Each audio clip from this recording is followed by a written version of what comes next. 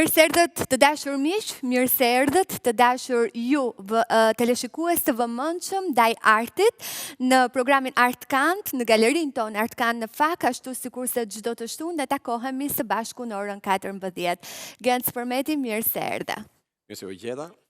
Në fakt, kjo ka qenë një javë mbushur, në këto kohë ku aktualiteti politik ka zënë vëmendjen, më vjen mirë që po ashtu ka edhe interaktivitet sa i përket marrëdhënies me artin, interesit të veprave që ne nxjerrim në Ankan çdo javë për ju, të ekspozitave permanente që ne po ashtu prezantojmë për ju, të përkohshme po ashtu, sepse një pjesë të veprave ndrohen, por ato janë ende këtu të ruajtura në fondin e galerisë tonë Art Kant.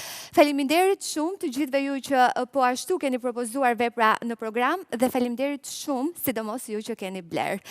Genc, ashtu sikurse është bërë traditë, unë çdo fillim jave të rrëfej se çfarë ka ndodhur me Ankandin e javës së shkuar. Besoj e kurioz. Jo vetëm unë, të gjithë. Okej, atëherë edhe për publikun besoj që tashmë është kthyer në një lloj zakoni të programit që në fillim ne përmendim veprën për cilën kemi përmbyllur Ankandin dhe kemi shitur. Kësaj herë bëhet fjalë për veprën e Lektasit në rrugën e Kavajës, është pikërisht vepra në fjalë që ju e shihni tashmë shumë mirë në grafik. Kjo vepër është shitur me vlerën 2000 euro. Faleminderit shumë blerësit, ta gëzoj veprën edhe sigurisht që akoma më shumë vepra të mira do të kemi në VMC dhe jam e bindur që ato jo vetëm do të pëlqehen, por ju do të jeni të interesuar që t'i keni qoftë në koleksionin, qoftë në shtëpinë tuaj. Personalisht do doja ta përgëzoja blerësin i cili përzgjodhi këtë vepër të Lektasit, pasi siç e thash në emisionin e kaluar, kur shef një vepër të Lektasit, s'ke nevojë të lexosh absolutisht firmën, pasi ai ka krijuar identitetin e tij artistik me një lloj elegance në range-in koloristik, po edhe atë kompozicional dhe mënyrën se si ai kompozon figurat apo dhe si e ndërton narrativën. Po të shohësh të gjithë veprat e tij kanë një fabulë urbane ku tregon domethënë me një genuinitet genuinitet që e karakterizon gjithë figurën e tij artistike, narracionin e qytetit, çfarë ndodh, personazhet, ai i analizon personazhet që janë brenda pikturës dhe duket që ai dashuron ata. Dhe domethënë pikërisht kjo dashuri që ai ka për personazhet shprehet në veprën e tij dhe ti bëhesh pjesë, pra ai të fton që të bëhesh pjesë e veprës dhe ti e përjeton. Po në njëjtën kohë ka dhe vlerën pasi aty në këtë pikturë, në këtë vepër ne kemi rrugën e Kavajës, një nga zonat më historike të Tiranës, ku kemi edhe ndërtesën e Radio Tiranës, apo ndërtesat e tjera tradicionale, të cilat nuk e di sa gjatë do i mbijetojnë. Janë aty disa vila të vjetra, sidomos për njerëzit të cilët e shohin atë pamje çdo ditë mbase kanë shtëpitë aty, ajo vepër është me të vërtetë një vlerë historike, prandaj edhe ka qenë e kërkuar.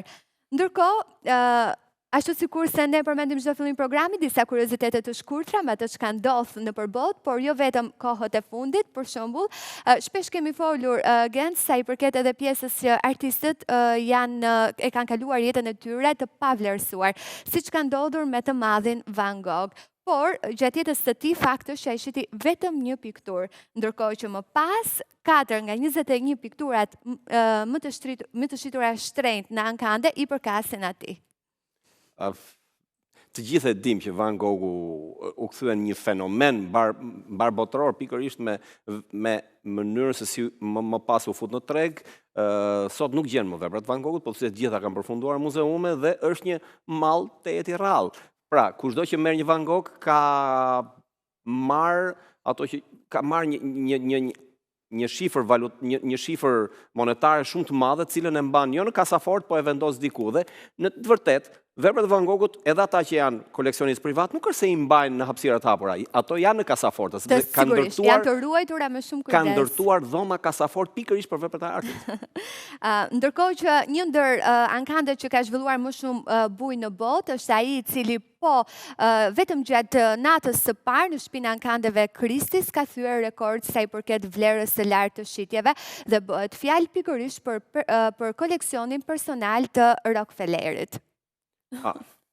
Dihet që është një nga patronë mëndhej të artit dhe ka investuar jashtëzakonisht shumë në vepra, duke qenë një personazh shumë vizionar, pikërisht duke e ditur se do investoj në 1, 2, 3 fusha, do investoj në ndërtime, por do investoj edhe në tregun e artit duke e parë atë si stok i cili është për herë fitimprurës dhe bazë e fituar. Ndërkohë, Gens më kujtohet një ndër filmat më ikonik, i rendituri pothuajse në të gjitha listat i pari, Citizen Kane, dhe më kujtohet pikërisht ajo skena e fundit, atij personazhi aq kompleks, ku në atë pallatin e madh ku jetonte ishin mbledhur të gjitha veprat e artit pasi ai kishte ndruar jetë, dhe aty mbizotëronin skulptura gjigande, kishte një lloj manie pas skulpturave dhe veprave të artit.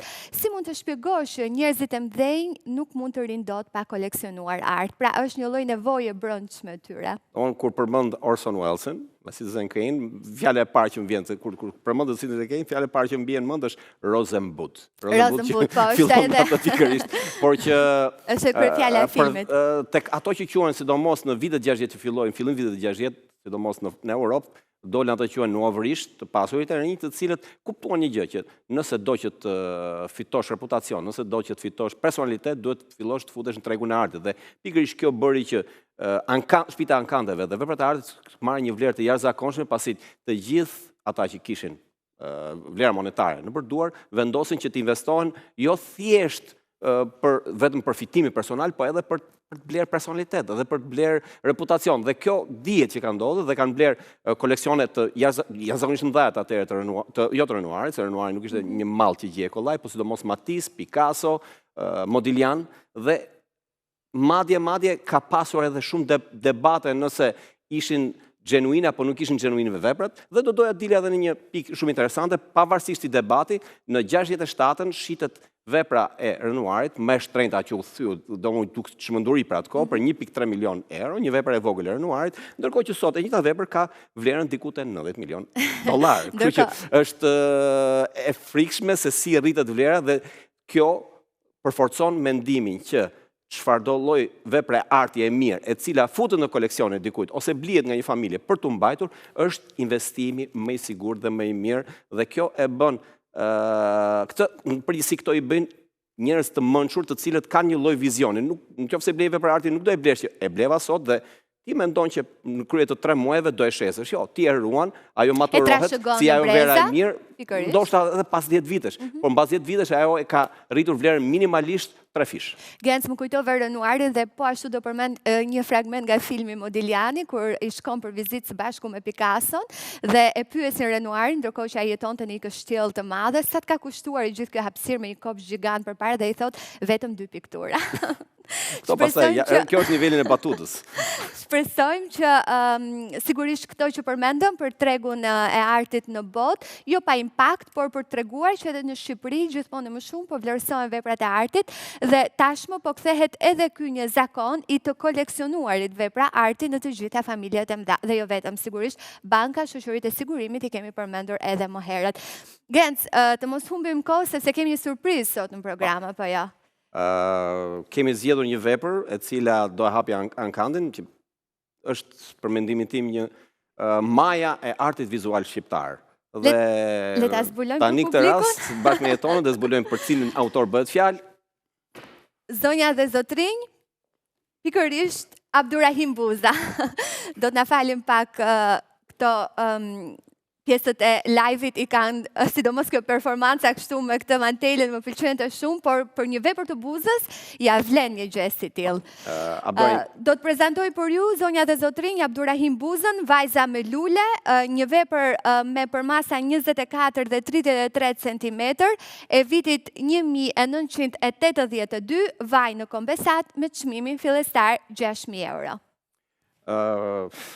Tani, kur jemi përpara mjeshtrit të madh Abdurrahim Buza, të gjithë duhet jemi të matur kur i zgjedhin fjalët. Domethënë nuk është e thjeshtë dhe nuk mund të kemi inflacion në ndërtimin e fjalive, pasi kemi të bëjmë, siç e thash, ndoshta me majën e artit vizual shqiptar, artistin me një identitet të jashtëzakonshëm artistik, mund të themi që kushdo që e shef një Buzë, menjëherë e kupton që është Buza, pasi ai ndërtoi një personalitet duke analizuar, do mund duke qenë më radh parë një vizatues i jashtëzakonshëm. i takon Duke formësuar breza e breza të shkollës tërë Firences, studentë por shërim. ai diti të marrë më të mirën e asaj, e atij edukimi që mori në Itali dhe të filloi të bëj analizën koloristike duke ndërtuar një personalitet tejet unikal në ndërtimin se si ai operon me ngjyrën, duke filluar me jeshilën, në mënyrë se operon me jeshilën, se si krijon rezonancat me ngjyrën, me atë penelin e vogël ai ndërton domethënë milimetër për milimetër ai analizon ngjyrën. Pra, bën një analizë koloristike të një niveli që është tejet unikal, jo vetëm për Shqipërinë apo për Ballkanin, por që mund të themi dhe në rang global. Dhe dihet që veprat e tij kanë shkuar në shumë vete të botës, sidomos për shembull po të marrim një vepër siç është Shqipëria vallëzon.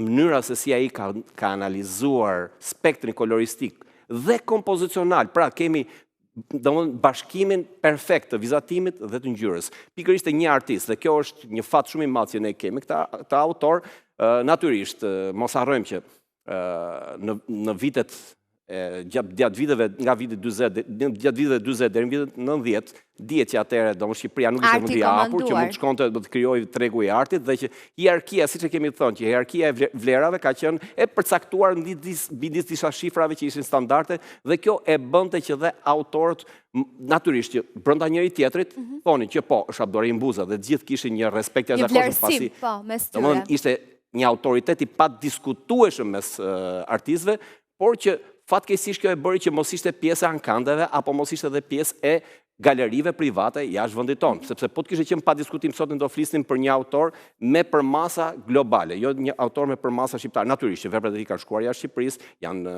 ekspozuar në Francë, janë ekspozuar dhe kanë shkuar edhe në koleksione të huaja të cilat e vlerësojnë si një artist është jo vetëm thjesht unikal, por edhe me një identitet artistik për tu admiruar. Mënyra se si operon është Edhe kolegët e tij në fakt studentët, bashkëstudentët në Akademinë e Firences vlerësohen me shifra maramëndse sot në botë. Por për të përmendur kush është Abdurrahim Buza, në vitet 30 në një rrugtim plot me ngjyra tejet ekspresive propozohet piktori i ri gjakovar Abdurrahim Buza, i cili në vitet siç e përmenda 30 sapo ishte kthyer nga studimet në Firenze.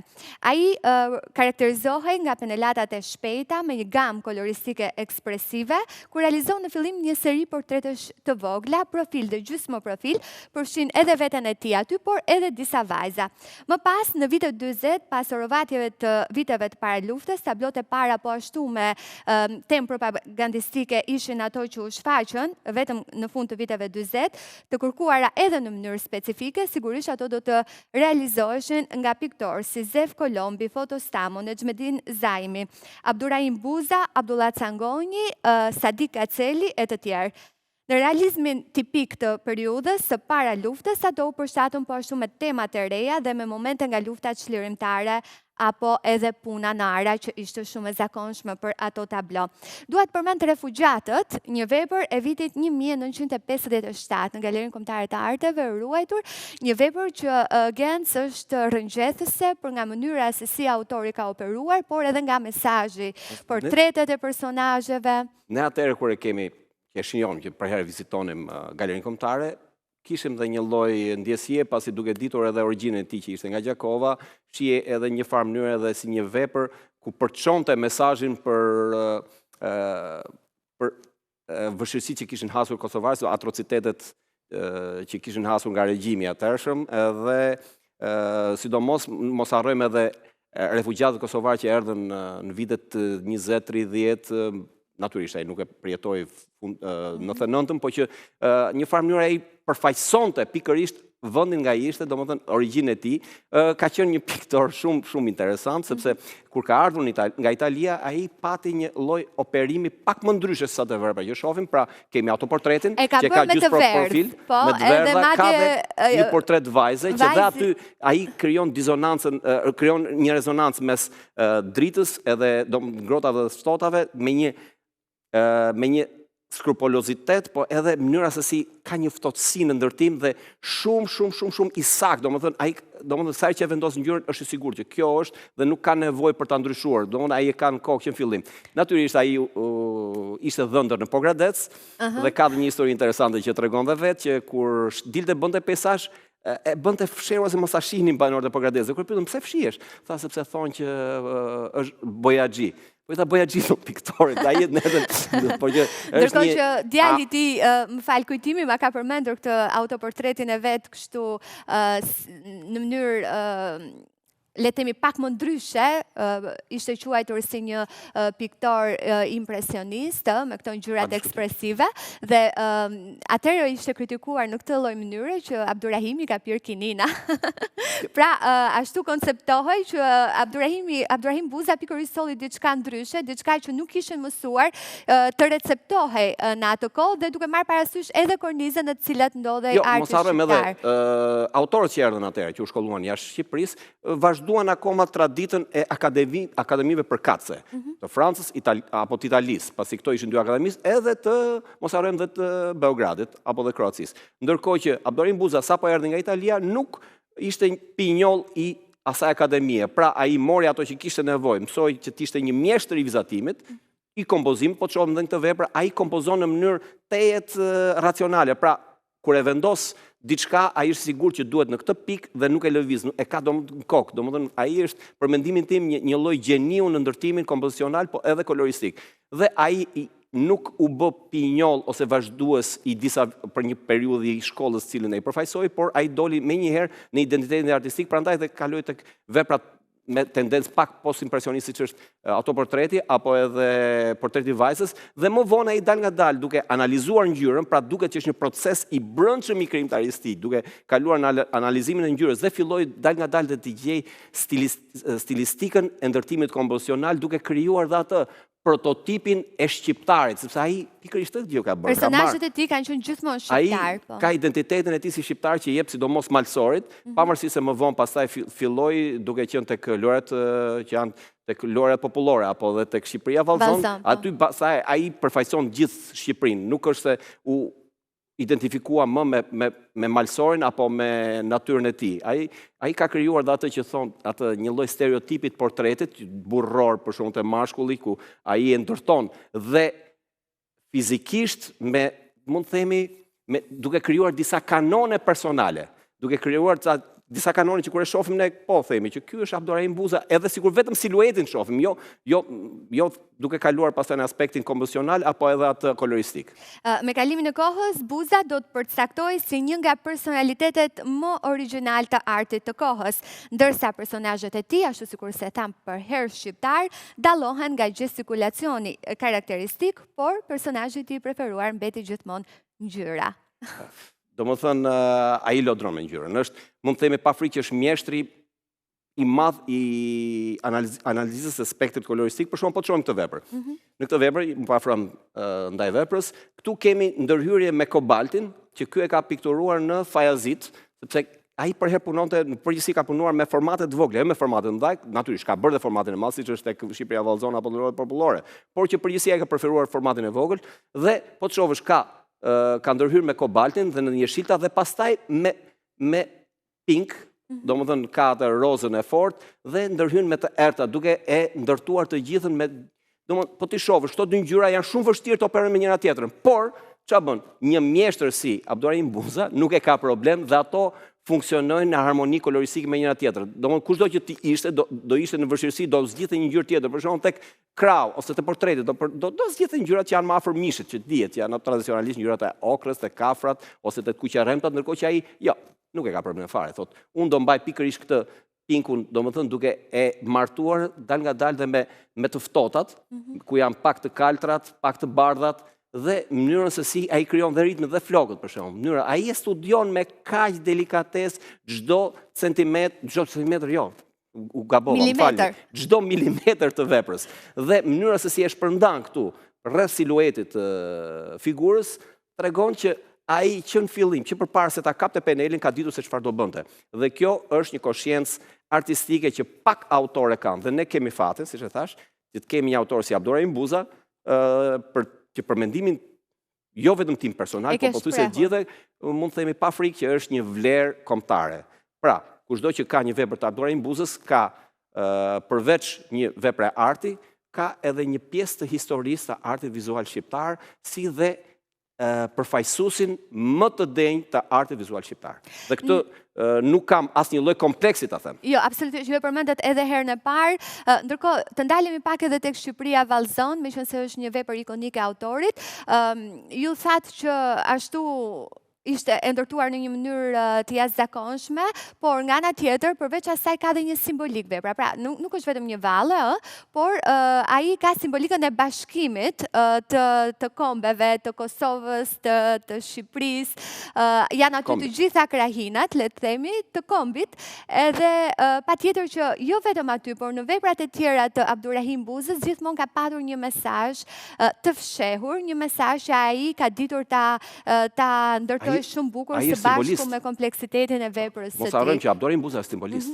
Nuk mund të thuar që është një piktor. Jo, ai është simbolist. Pra, edhe tek për shembull Shqipëria vallëzon, mënyra si e ka kompozuar, si e ka vizatuar është totalisht unik. Domethënë nuk e kemi parë më përpara të lloj kompozimi. Apo tek lodra popullore, mënyra si ka vendosur lojra popullore, si ka vendosur figurat si për njëra tjetrës, duket si dy dimensionale, por në të vërtetë ajo ka një ritëm kompozicional që ti mbetesh me gojë hapur dhe kur shef çdo figurë ka një personalitet saj, pra nuk janë përsëritës, nuk është as pak repetitiv. Dhe kjo e bën atë që të jetë një artist i madh. Unik, Abdurrahim Buza, të nderuar teleshikues, jemi me fat që e kemi në këtë program edhe që e prezantojmë për ju Vajzën me lule. Do të kalojmë tek vepra tjetër, do të kalojmë tek Spiro Kristo me një vepër të tij të quajtur Festivalistet me përmasa 100x95 cm e vitit 1988. Teknika është vaj në kanavaz e propozuar me çmimi fillestar 4.500 euro. Vepra është kjo këtu e sapo prezantuar për ju, ndërkohë që sa i përket autorit është piktor, grafist, piktor ilustrator, dekorator dhe piktor dizajni. Pas mbarimit të shkollës së mesme të Liceut Artistik Jordan Misja në Tiranë, Kristo studioi për 2 vjet në Institutin e Arteve Plastike në Bukuresh në Rumani, së bashku me Perikli Çulin dhe Isuf Sulovarin. Më pas diplomohet në Institutin e Lartë të Arteve, ku paraqitet me tablon kompozicionale ndërtuesit, pas studimeve ka punuar edhe në ndërmarrjen hartografike në Tiranë. Ishte ndër piktorët e parë të dizajnit në përgatitjen e albumeve turistike, ku mund të kujtojmë këtu qytetin muze të Gjirokastrës, atë të Beratit, Apollonin, Butrintin e të tjerë. Gjithashtu, gjatë krijimtarisë së tij artistike, ka realizuar edhe skenografi në shumë festivale. Ky është festivali Gjirokastrës, ashtu sikur se na vjen edhe nëpërmjet këtij sfondit tipik me shtëpitë karakteristike të Gjirokastrës, por edhe me kompleksitetin e këtyre kostumeve popullore dhe personazheve që shohim të sjella kaq bukur në këtë vepër Festivalistet. Po ashtu ka realizuar mjaft tablo në temën e klasës punëtore, nga fshatarësia, nga rinia, ushtria, sipas kërkesave të kohës. Veprat të tij të famshme mund të përmend Zotër të vendit, Ditë fluturimi, Fëmijët, të treja aktualisht në koleksionin permanent Galerisë Kombëtare të Arteve, po ashtu më duhet të përmend që vepra Fëmijët ka marrë pjesë edhe në Bienalen e Venecias, por gjithashtu edhe në Dokumenta 14 në Athinë në vitin 2017, të dyja pothuajse aktivitetet më të rëndësishme të artit botror. Gens? Spiro Kristo është një individualitet shumë interesant në audiovizual shqiptar. Do doja të theksoja faktin që kur ka studiuar në Rumani ka qenë nxënës i Cornelius Baba. Cornelius Baba konsiderohet një ndër artistët vizual më të mirë të Ballkanit, mos themi më i mirë në Rumani, dhe Rumania ka pasur një shkollë shumë të mirë të artit. Ndërkohë që kur vjen këtu, ai menjëherë spikat për një lloj këndvështrimi në ndërtimin e kompozicional ndryshe. Për shembull, po të marrë një vepër siç janë Ditë fluturimi, që është një vepër e cila po të shohësh mënyrën se si e ka kompozuar, sa poshtë e ka ulur vijën e horizontit dhe për të ndërtuar në një mënyrë pak skematike ato figurat e aviatorëve dhe mënyra si janë kompozuar, se si qëndrojnë, lëvizjen, marrëdhënien mes tyre, është një vepër e cila jo rastësisht ka shkuar në Bienalen e Venecias. Mund të themi pa frikë, unë për mendimin tim ajo është vepra që e përfaqëson më mirë Spiro Kriston, ka një lloj fetishi aty brenda kur e studion, ka një lloj fetishi që është i çuditshëm për vitet 68, madje aty ka dhe nota seksualiteti të fshehur, domethënë që natyrisht nuk është se domethënë po flasim në ndërtimin e siluetimit. Dhe Edhe gjithashtu edhe ndërtimi koloristik i saj, dhe aq më tepër dhe ndërtimi grafik, sepse ai ka atë për profilin e fortë të një grafisti dhe një plakatisti, duke stilizuar pothuajse çdo gjë, madje edhe linjën e avionit që është në ajër, ai ka stilizuar dhe është shumë elegante dhe i ka ndërtuar. Ndërkohë që mos harroj pastaj ajo është ai njihet edhe për plakatet që ka bërë, për serinë e pullave, siç e thatë ju, ndërkohë që kjo vepër është një vepër që është kaq e ngrohtë, kur e shef çdo individ ka personalitetin e tij. Pra është kaq i çlirë dhe kaq i sigurt, domthonë ajo që cila më bën përshtypje në këtë vepër është siguria që ka pasur në ndërtimin kompozicional. Nuk ka, për shembull, po të ishte një autor tjetër do tentonte që figurat të shkonin në një lloj proporcioni që për shembull ta mbyllte këtu lart, mund të shihni dorën time, për ta mbyllur dhe të ishim i sigurt. Jo, ai i ul poshtë figurat dhe ndërton qytetin sipër, pra fillon operon mes fondit. Dhe këtë e bën qëllimisht pasi është në kuadër të festivalit folklorik dhe ai do t'japi një lloj graviteti edhe peizazhin në cilën ndërtohet kjo. Ndërkohë që këtu secila nga vajzat ka një personalitet saj, pra ka një lloj marrëdhënie me shikuesin të pavarur nga njëra tjetra, por që ne kemi ardhur këtu për përfaqësuar dhe ky, domethënë Spiro këtu ka përfaqësuar disa nga kostumet e asaj periudhe dhe luan me të ftohtat. Kështu për shembull luan me blut, luan me jeshilet, fut të verdhën dhe pikërisht po ta shohësh të verdhën e fut ose tek përparset ose tek shalli, duke i evidentuar një farë mënyre edhe personazhet. Ishte kjo vepra e dytë e parashtruar për ju e sapo prezantuar në fakt në këtë pjesë të parë të Artkan. Kemi prezantuar 2 vepra për ju dhe këtu do ta mbyllim këtë pjesë të parë pikërisht me Abdurrahim Buzën dhe me Spiro Kriston. Ju kujtoj edhe një herë numrin e telefonit. Ju mund të bëni pjesë e programit, por gjatë gjithë javës na gjeni. Qoftë në numrin e telefonit, qoftë në faqen e Instagramit topchannel.artkan. Shihemi pas pak.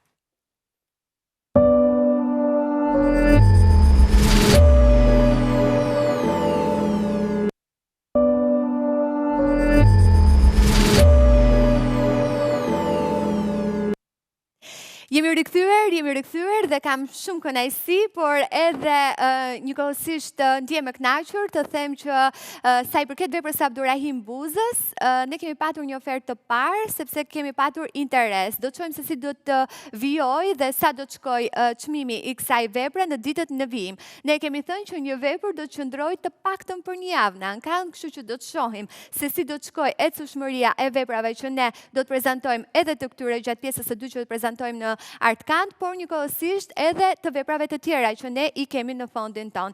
Kemi kaluar tek vepra e tretë. Do të prezantojmë një vepër të Andon Kuçalit, peizazh fshati, me përmasat 26 dhe 31 cm në teknikën akuarel, e propozuar me çmimin fillestar 1.200 euro. Piktori, studiuesi, pedagogu shqiptar, e ka marrë formimin e tij në Sofje të Bullgarisë, ishte po ashtu bashkautor në botimet Historia e Artit Shqiptar në vitin 88, por njëkohësisht në Kinostudion Shqipëria e Re në vitin 1961 ka realizuar dokumentarin për Migjenin, ka shkruar skenarin, po ashtu ishte një njeri që e përshkruan shpesh si dogmatik, konservator, por me një ndjeshmëri shumë të lartë dhe që e kuptonte kohën. Duat përmend që ka qenë sekretar i kolegjumit të revistës Nëntori dhe është shkarkuar në dhjetor të vitit 1973, kur sapo ishte botuar vepra e Petro Markos, Një emër në 4 rrugë. Po ashtu mund të them që Kuçali ishte ndër ata që hodhi themelet e para të punimeve në grafikën shqiptare në vitet 60, ka sjell shumë punime në grafik si Pranvera, Agimi, Fshatari, Plaka e menduar e të tjerë. Familja e tij është ndër ato familje që ka marrë pjesë në luftën nacionale qeverimtare, por njëkohësisht është dënuar nga regjimi, ndërkohë që konsiderohet po ashtu si kritiku i parë i arteve figurative, ka bërë studime për Koli Dromenon, Spiro Xegën, Abdurrahim Buzën, që ne kishim në program, Vangjush Mion, Odise Paskalin, ka qenë studiues arti dhe pedagog. Shkrimtari Kiço Blushi e ka quajtur një burr të kulturuar, duke kujtuar bisedat me Kuçalin, atëherë redaktor në gazetën e lidhjes së shkrimtarëve, Drita, për të shpëtuar godinën e shkollës së parë shqipe në Korçë nga ndërtimi i pallateve. Njëkohësisht, piktori Agim Faja, duke kujtuar njeriun e mirë të dashur Andon Kuçali, e ka shkruar dhe e ka përmendur që është një njeri i mrekullueshëm, që dinte të ndërtonte marrëdhënie të ngrohta me njerëzit. Genc, e gjithë koha për ty e kishe njohur shumë mirë profesor Kuqalin, ishe insistimi yt që ta kishim në program. Vepra është këtu. Ndaj Anton Kuqalit, i cili unë do e perifrazoja si aristokrati i artit vizual shqiptar, të gjithë kemi një detyrim. Kur them të gjithë brezi i artistëve që kanë dalë pas viteve 75 kanë një detyrim për arsye sepse ai ka një kontribut të jashtëzakonshëm në artin vizual shqiptar si estet, si kritik dhe si historian arti, përveç se ai është nga grafistët dhe që ka kontribuar në ndërtimin e artit grafik shqiptar, sidomos në grafikën, sepse edhe në Bullgari ku ka studiuar për grafik. Dhe njëkohësisht edhe akuarelin, edhe pikturën. Ai ka prekur të gjithë zhanret e arte vizuale, po mos harrim edhe faktin që në fillim vitit 70, ai u godit, siç e tha, në 73-shin edhe për një arsye tjetër, sepse ai bëri një shkrim estetik, domethënë bën një analizë estetike, kritike ndaj veprës epike yve të mëngjesit Edison Gjergos, duke i bërë një analizë siç e mendoi ai pas një lloj censurimi, siç e mendonte që ishte një vepër shumë e arrirë dhe kjo pastaj ka pasur edhe një kosto ndaj tij. Por ne të gjithë kemi një detyrim ndaj tij si ai që ka bërë historinë e artit shqiptar, duke na edukuar gjithëve ne me informacion njëkohësisht të artit botror, mos harrojmë që ai ka kontribuar edhe në krijimin e librit të historisë së artit botror, por unë do fokusohesha përveç atributeve të këtij aristokrati, se ne të gjithë në memorien tonë mbajmë mend si një aristokrat shumë elegant dhe me një edukatë të jashtëzakontë. Me frak, vishe me frak? Jo, nuk do thotë një aristokrat jo domosdoshmërisht vishte me frak. Ato e bën sjellja e tij. Dhe në këtë rast ai kishte një sjellje jashtëzakonisht, mund të themi me nuanca nobile. Ndërkohë që në këtë vepër, po ta shohim, ai duket që e njeh shumë mirë akuarelin dhe kompozimin. Dhe çfarë bën? Ndërhyn për shembull me jeshilen që është jeshilen agresive dhe duke krijuar një martesë me jeshilet e tjera, të cilat pastaj krijojnë një lloj simfonie brenda njëra tjetrës. Mënyra e kompozimit, vendos pemët poshtë me peizazhin urban dhe pastaj kemi peizazhin malor. Tu kemi një kompozim me 3 pjesë, pra pjesën e parë, pjesën e dytë, pjesën e tretë. Pra ai njeh jashtëzakonisht mirë kompozimin dhe mënyrën e estetizimit se si punohet në një vepër arti. Mund të themi pa frikë që është një vepër shumë elegante, ashtu siç ka qenë dhe vetë profesor Anton Kuqali, cilën ne gjithë e kujtojmë si një njeri tetë elegant me shije shumë të rafinuara dhe të njëjtën shije ai e ka pasur edhe në këtë vepër që kushdo që ta ketë do të ketë një vlerë, një margaritar në ambientet ku do e ekspozojë. Ne sapo kemi prezantuar për ju, ndërkohë të dashur miq do të kalojmë tek një vepër tjetër. Tashmë një skulpturë. Ne kemi përmendur shpesh që në program nuk do të kemi vetëm piktura të teknikave të ndryshme, por edhe skulptura dhe antikuare. Kemi prezantuar 2 episode të shkuara një pikturë antikuar, por tashmë do të prezantoj për ju një skulpturë, një nudo të ulur të artistit Arben Bajo, një ndarje beft nga jeta sa i përket COVID-19 edhe kalvarit që ai kaloi. Sigurisht një tronditje për të gjithë, për familjen e tij, për bashkëshorten të utën e cila ai ka dhënë veprën në fjalë, për vajzën e tij, ai ka lënë një vajzë. Sigurisht për gjithë miqt, kolegët, studentët kanë qenë të shokuar. Arben Bajo ishte ndër ata personazhe që patjetër do të ngelet si ndër më të rëndësishmit të dekadës së fundit, sa i përket skulptorëve. Për Bajon kanë folur shumë, kanë folur kolegët e tij, kanë folur miqt. Genc Përmeti, një ndër miqt e tij, kështu që ju e keni patur aty në akademi, në universitet, sigurisht keni shkëmbyer shumë me profesor Bajon. Mua më kujtohet shumë mirë kur kanë bërë një intervistë, ka qenë intervista e tij e fundit për Top Channel, kur unë po përgatisja një program ekskluziv për skulptorin Muntaz Drami dhe ai sigurisht me atë kortezinë e tij pranoi me kënaqësi të fliste për profesor Muntazin. Më priti në studion e tij, ishte shumë i energjik, i shpejt, mbaj mend që erdhi me bicikletën e tij dhe nuk më besohej që pikërisht një muaj më vonë Arben Bajo nuk kishte më midis nesh. Genc edhe një atribut sigurisht për autorin, për artistin, për mikun e ndjer dhe patjetër më pas të komentojmë edhe këtë nudo të ulur. Nuk do doja që ta shija si një lloj tributi që i bëhet Arben Bajo, sepse Arben Bajo të gjithë e dim dhe e kemi pranuar që është një nga skulptorët që ka lënë një trashëgimi shumë të pasur në artin vizual shqiptar. Pra, ai e ka merituar vendin e tij, të gjithë e kemi konsideruar si një skulptor të talentuar me natyrën e një shkriftësie deri në kufit madje të themi edhe të virtuozitetit. Do njihet që ai dije që i ndërtonte portretet në një hark kohor shumë të shkurtër, duke i kapur në karakter dhe ishte një njohës shumë i zoti i plastikës. Pra, mund të themi nga njohësit më të mirë plastikës që ka pasur skulptura shqiptare. Në fjalë, dua të them vetëm për masa 32-16 lartësi, gjerësi, thellësi, është një vepër e vitit 2018, është bronz dhe ne e kemi propozuar me çmimin fillestar 3.000 euro. Mos harrojmë që vepra është në bronz.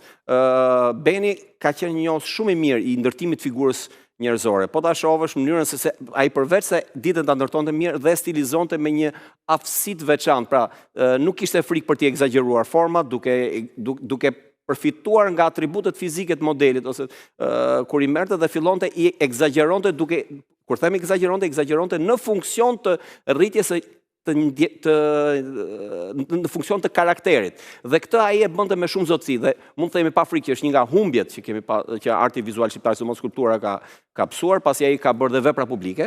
Vaçezelën. Po, pa diskutim, ka bërë dhe shumë ekspozita dhe jashtë Shqipërisë, mos harrojmë ka bërë një ekspozitë në Hag, për shembull, një ekspozitë shumë e suksesshme me skulpturë dhe ai ishte njohës shumë i mirë materialet. Ishte, domethënë, sepse natyrisht skulptura nuk është thjesht një ndjeshmëri, por është edhe profesion. Dhe ai ishte një profesionist i jashtëzakonshëm.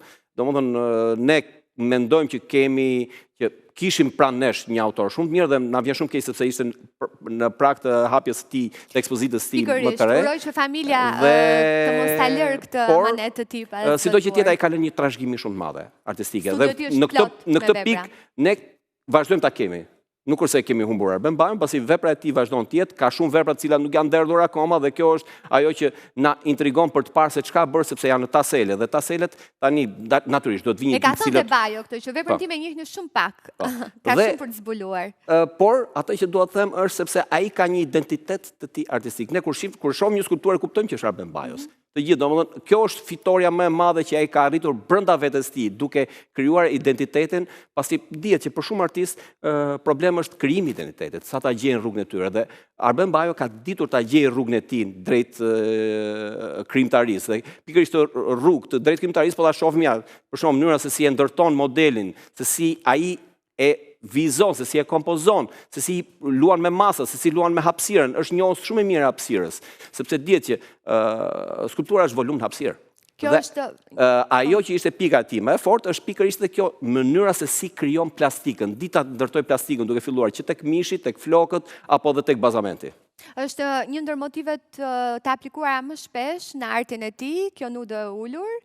Vajza me këto gjymtyrët e zgjatur, e shoh shpesh në studion e tij, edhe të derdhura në përmasa të ndryshme, ka edhe me përmasa shumë të mëdha. Ai ka përdorur pikërisht, ai ka përdorur dhe përmasa mbi njerëzore, mbi masën njerëzore dhe njëkohësisht edhe me formatin e figurinës, sepse ai edhe ka qenë dinte ta stilizonte figurën. Po të shohim te ekspozitët e tij që ka bërë her pas here, ai për herë ka pasur një unitet në ndërtimin e ekspozitave. Pra ka pasur një unitet stilistikor në çdo ekspozitë që hapte dhe kjo ka qenë dhe një lloj mund ta them pa frikë koshiencë artistike që e ka karakterizuar gjithë krijimtarinë Arben Bajos. Kishim kënaqësi që të kishim këtë vepër të Arben Bajos, pikërisht nudët ulur dhe ne do të vijojmë sërish me skulpturën, do të prezantojmë një tjetër skulpturë tashmë nga fondi i galerisë Artkand, bëhet fjalë për Grua Lungjote.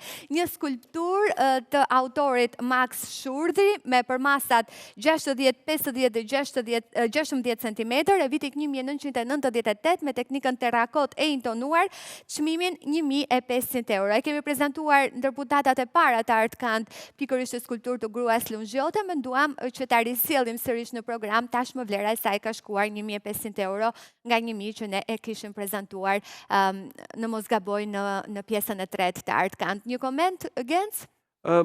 Siç e kam thënë rreth kaluar, kjo është një vepër e cila qëndron më së miri në hapësirë, pra ka punuar me volumet funksionojnë në marrëdhënie me njëra tjetrën, mënyra se si i ka punuar draperin ose palat dhe njëkohësisht edhe mënyra e plot se si ka trajtuar portretin bashkë me flokët. Është një vepër shumë e stilizuar dhe pikërisht kjo është dhe një nga pikat më të forta të saj, që stilizimi me të cilën ai funksionon. Pra, kemi materialin materin e mishit, si të mund ta quajmë, këtë rast kështu i themi në gjuhën tonë, që materia e mishit që është portreti dhe pastaj kemi dhe materin e veshjeve, e cila për herë ka qenë një shoqëruese e artit skulpturës që nga lartësia deri më sot pasi të jep mundësinë e lojës formave dhe po të shohim siluetimi është, Maxi ka punuar shumë me siluetimin dhe njëkohësisht edhe me një lloj ndërtimi të ritmit kompozicional brenda për brenda veprës, duke filluar që tek pjesa e poshtme e veshjes e më lart, pra ai edhe aq më tepër nuk duhet të harrojmë dhe faktin se si ai ka operuar me elementet dekorativ, me ornamentet, duke filluar që tek mëngët, tek jeleku, pra po ta shohim ai punon me shumë dashuri elementet ornamental të cilët e ndihmojnë për të goditur aty ku duhet në mënyrë që të ruaj një lloj balance midis formës plot, por njëkohësisht edhe që të analizohet futëmbërësitë të saj. Atëherë kemi prezantuar plot 5 vepra në këtë program, nga të cilat 4 të reja dhe një risjell për ju nga episodet e shkuara. Një përmbledhje të shkurtër ne kemi arritur në episodin e 7 të Artkan, nga të cilat kemi prezantuar rreth 40 vepra.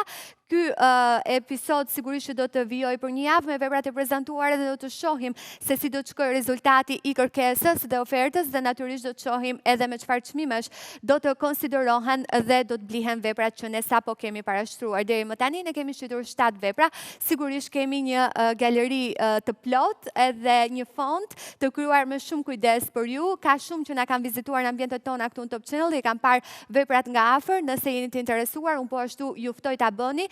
Ju ftoj të vizitoni faqen tonë të Instagramit topchannel.artkan për të parë po ashtu të gjitha veprat e fotografuara në mënyrë profesionale së bashku me çmimin edhe me përmasat. Njëkohësisht ju që e humbisni programin mund ta shihni atë gjatë ritransmetimit që jepet po sot të shtunën pas orës 23 dhe njëkohësisht në kanalin zyrtar të Top Channel në YouTube. Edhe njëherë për të përmbledhur veprat e sotme kemi nisur me Abdurrahim Buzën, Vajza me lule, e kemi quajtur këtë vepër të propozuar për ju me çmimin fillestar 6.000 euro. Kemi vijuar me festivalistët e Spiro Kristos, më pas me peizazhin e fshatit të autorit Anton Kuqali, kemi vijuar me 2 skulptura me artistin Arben Bajo dhe kemi përmbyllur me Max Shurdin dhe gruan e tij Lungjiote. Genc? Shpresoj që publiku të jetë argëtuar më radh parë dhe të ketë marrë një informacion më të plot në marrëdhënie me këta autor, pasi nga ana tjetër është edhe një lloj detyrimi që gjithë ne kemi për t'i ofruar këta autor ndaj publikut. Kështu që shpresoj që ta kemi kryer misionin tonë më së miri. Shpresoj. Faleminderit shumë që na keni ndjekur. Do të rishihemi sërish bashk live po të shtunën e ardhshme në orën 14. Mirupafshim.